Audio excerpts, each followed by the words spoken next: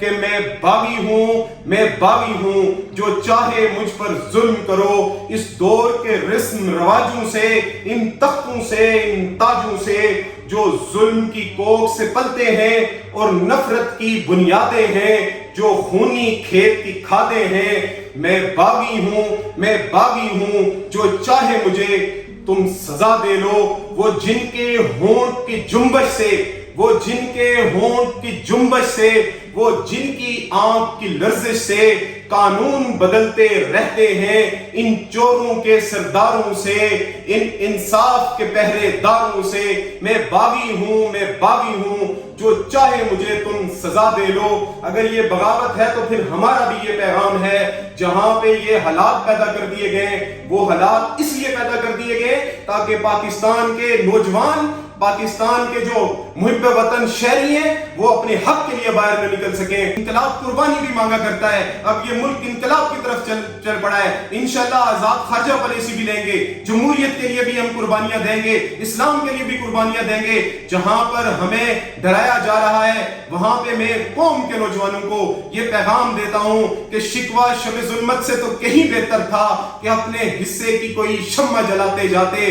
ہم نے اپنے حصے کی شمع جلانی ہے، ہم نے اپنے حصے کا کام کرنا ہے. ہم نے حق اور سچ کو یوں ہی ببانگے دہل بیان کرنا ہے. ہم نے ڈرنا نہیں ہے کسی بھی ایسے اچھت کنڈوں سے، ہم نے ڈرنا نہیں ہے ظلم کے اس نظام سے، ہم نے ڈرنا نہیں ہے سامراج کے ایجنٹوں سے، ہم نے ڈرنا نہیں ہے امریکہ کے وفاداروں سے، ہم نے ڈرنا نہیں ہے امپورٹڈ حکومت کے اعلی کاروں سے، ہم نے ڈرنا نہیں ہے اس نظام کے ساتھ چلنے والے بے ایمانوں سے، ہم نے ڈرنا نہیں ہے ایسے ہتھ کنڈے اپنانے والے غداروں سے.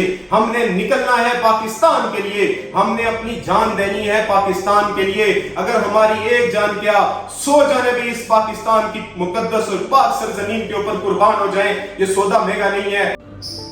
اعوذ باللہ من الشیطان الرجیم، بسم اللہ الرحمن الرحیم. اتنا نازک ہے میرے شہر کے حاکم کا مزاج، اتنا نازک ہے میرے شہر کے حاکم کا مزاج، سچ ذرا زور سے بولو تو بدک جاتا ہے. آج جو کچھ ہی دیر پہلے عمران ریاض خان کو اسلام آباد ٹول پلازا سے 15 SHOs اور بھاری نفری کے ہمراہ پہلے ان کی گاڑی کو چھینا گیا، پھر اس کے بعد ان کی سیکیورٹی کو ان سے چھینا گیا، ان کے اسلحہ کا لائسنس ان سے چھینا گیا، اور اس کے بعد ان کو گرفتار کر لیا گیا. میں صرف اتنا کہنا چاہوں گا کہ آپ، ایسا لگ رہا تھا تھوڑی دیر پہلے جب ہم ٹی وی دیکھ رہے تھے، ایسا لگ رہا تھا جیسے کوئی راہ کا ایجنٹ جس کے اوپر پولیس نے ریڈ کی ہے، قانون نافذ کرنے والے اداروں نے ریڈ کی ہے. ایسے لگ رہا تھا جیسے دشمن ممالک کی میں سے کوئی ایسا مخالف ملک کا کوئی ایسا کارندہ اس ملک میں گھس آیا ہے جس کے خلاف اتنی پولیس لے کے اس کے اوپر حملہ کر دیا گیا ہے. مجھے ایسے فیل ہو رہا تھا جیسے یہ ملک یہاں پہ سچ بولنے کی سزا میں، سچ بولنے کی پاداش میں آپ کو پابند سلاسل کر دیا جاتا ہے. ایسے لگ رہا تھا جیسے اس ملک میں سچ بولنے والوں کے لیے صرف زندان بنے ہوئے ہیں.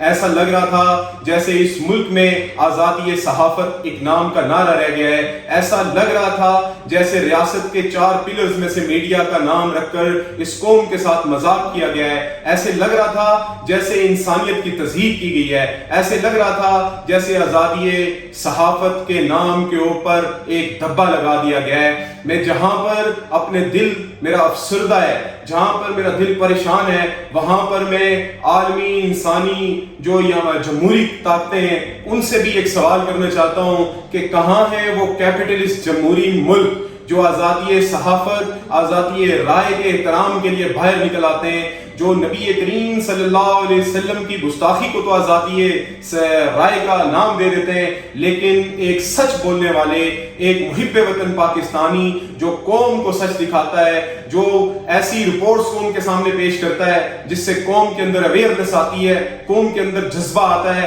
اس کو آج گرفتار کر لیا گیا. مجھے بڑا افسوس ہوا، مجھے بڑا دکھ ہوا، اور میرے جیسے کتنے نوجوانوں کو دکھ ہوا کہ کیا اس ملک میں سچ بولنے والے ہزاروں، لاکھوں، کروڑوں نوجوانوں کے ساتھ بھی یہی حال کیا جائے گا؟ کیا میرے جیسے نوجوانوں کے ساتھ، میرے ساتھ بھی یہی حال کیا جائے گا؟ کیا یہاں پہ کوئی سچ نہیں بول سکتا؟ کیا یہاں پہ ڈکٹیٹرشپ ہے؟ کیا یہاں پر سچ بولنے کی بھی پاداش میں زندانوں میں ڈال دیا جاتا ہے؟ گولیاں مار دی جاتی ہیں. کیا یہ کیسا نظام ہے؟ یہ کیسے حالات پیدا کر دیے گئے ہیں؟ کیوں ایسا کر دیا گیا ہے؟ اس کو پیدا کرنے والے کون ہیں؟ یہ پکڑنے والے کون ہیں؟ یہ سچ کو روکنے والے کون ہیں؟ یہ پاکستان کے ترقی کے راستے میں آنے والے کون ہیں؟ یہ انصاف کے نام کے اوپر ڈھاکو کون ہیں؟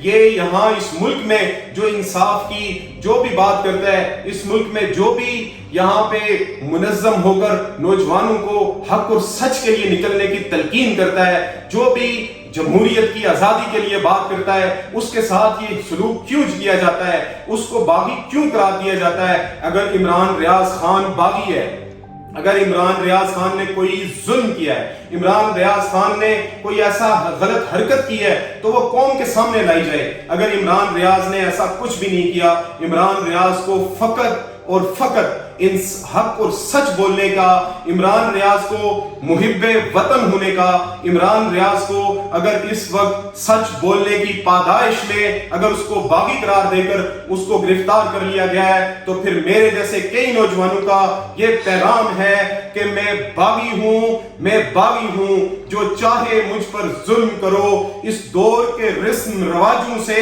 ان تختوں سے، ان تاجوں سے جو ظلم کی کوکھ سے پلتے ہیں اور نفرت کی بنیادیں ہیں، جو خونی کھیت کی کھادیں ہیں، میں باغی ہوں، جو چاہے مجھے تم سزا دے لو.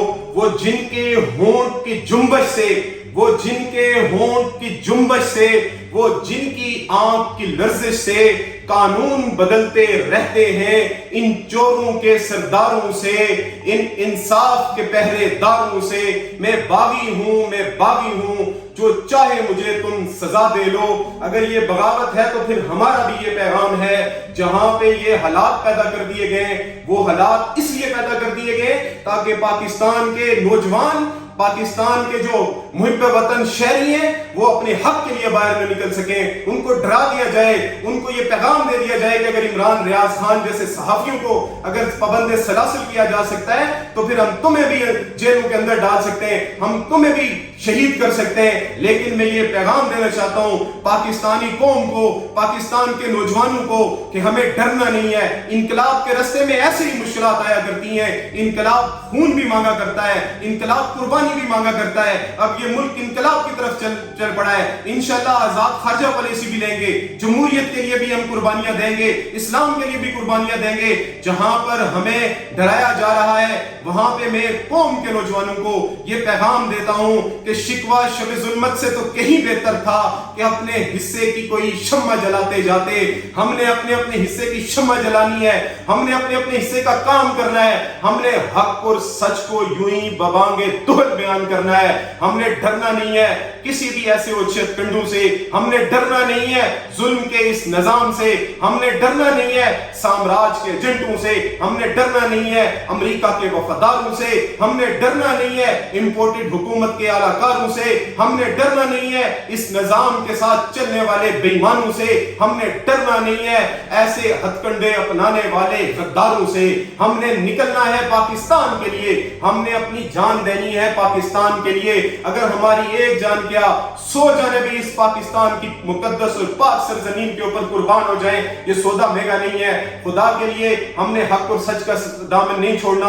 نوجوانوں، آپ نے جس جذبے کے ساتھ یہ جنگ لڑی ہے، اس جذبے کے اندر انشاءاللہ العزیز ایسے اوچھے کنڈے اس جذبے کو دوام بخشیں گے، اس جذبے کو جلا بخشیں گے، لیکن انشاءاللہ العزیز اس جذبے کو کم نہیں کر سکتے. میرا یہی پیغام ہے کہ ہم نے ظلم کے خلاف، اس ظلمت کے خلاف صرف شکوہ گناہ نہیں ہونا، ہم نے اپنے حصے کا کردار ادا کرنا ہے، اور ہم نے پرامن رہ کر اس ملک میں اپنا احتجاج ریکارڈ کرنا ہے، اور پوری دنیا کو یہ پیغام دینا ہے کہ ہم عمران ریاض جیسے محب وطن پاکستانیوں کے ساتھ کھڑے ہوئے ہیں، ان غداروں چوروں کے خلاف کھڑے ہوئے ہیں جو عوام کا خون چوسنا چاہتے ہیں، جو دھرتی ماں کے غدار ہیں، جو بے غیرت بیٹے ہیں. ہم ان کو پاکستان کے اوپر زیادہ دیر مسلط نہیں دینا چاہتے.